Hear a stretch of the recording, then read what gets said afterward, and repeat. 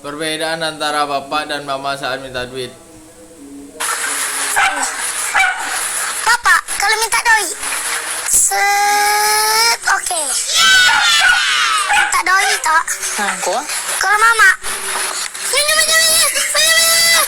duit terus nggak ada berguna di keluarga ini.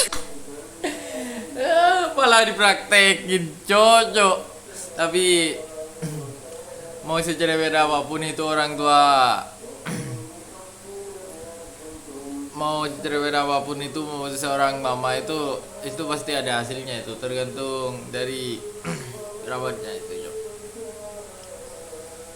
Tapi insya Allah ini anak bisa jadi penerus bangsa.